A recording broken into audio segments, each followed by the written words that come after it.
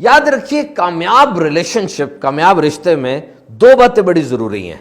ہمارے پاس لوگ آتے ہیں اور کہتے ہیں کہ جی ہم سے رشتہ نبھایا نہیں جا رہا، ہم کوشش بہت کر رہے ہیں۔ در حقیقت وہ ایک بندہ کوشش کر رہا ہوتا ہے، دونوں مل کے کوشش کریں گے، رشتہ نبھایا جائے گا۔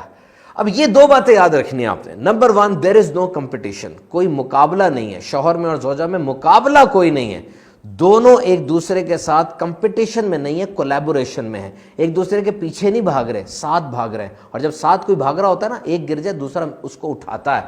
دیکھیں بہت بڑا کنٹریبیوشن آپ کی لائف میں، شی از یور پارٹنر۔ آپ رات کو آتے ہیں سب کچھ بکھیر کے سوتے ہیں، صبح اٹھتے ہیں سب کچھ اپنی جگہ صحیح ملتا ہے آپ کو، صبح اٹھتے ہیں رات کو وہ بھی جاگتی رہی ہے بچے کے لیے اور دیگر معاملات میں، لیکن صبح کچن میں کھڑکڑ ہو رہی ہوتی ہے، ناشتہ تیار ہو رہا ہے۔ سب سے بڑا موٹیویٹر اور سب سے بڑا ٹائم مینجمنٹ کا ماہر تو دیکھا جائے گھر کی یہ خواتین ہیں جو ایک چیز بھی لیٹ نہیں کرتی۔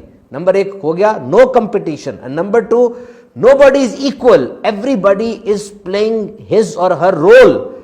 گھر کے اندر کوئی ایکول نہیں ہے، سب نے اپنا رول پلے کرنا ہے۔ جس طریقے سے خاتون شوہر کے لیے سب کچھ کرتی ہیں، تو پھر مرد کو بھی چاہیے کہ جب خاتون کو ضرورت پڑی ہے وہ بھی آگے بڑھ کے سب کچھ کرے، گھر کا کام کرنے میں، کھانا پکانے میں، مدد دینے میں، بچوں کی خیر گیری کرنے میں، وقت پہ گھر آ کے گھر کو ٹائم دینے میں حرج نہیں ہے، بلکہ یہ انمول لمحات ہوں گے آپ کی زندگی میں۔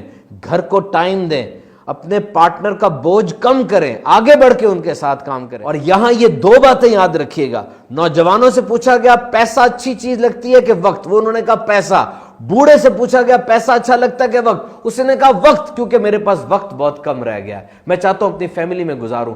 جو وقت آپ نے اپنی فیملی کو دیا ہوگا نا، مستقبل میں جا کے پیچھے مڑ کے دیکھیں گے نا، اس وقت پہ کبھی آپ کو شرمندگی نہیں ہوگی۔ اور آخری بات سن لیں، سب سے بڑا احسان کسی پر یہ ہو سکتا ہے کہ آپ اس کا بوجھ ہلکا کر دیں، آگے بڑھیں، اپنی زوجہ کا بوجھ ہلکا کریں، باتیں سنیں، کاموں میں اس کی مدد کریں۔ انشاءاللہ عز و جل اچھی اچھی نیتوں کے ساتھ کریں گے، ثواب بھی ملے گا اور گھر امن کا گہوارہ بن جائے گا۔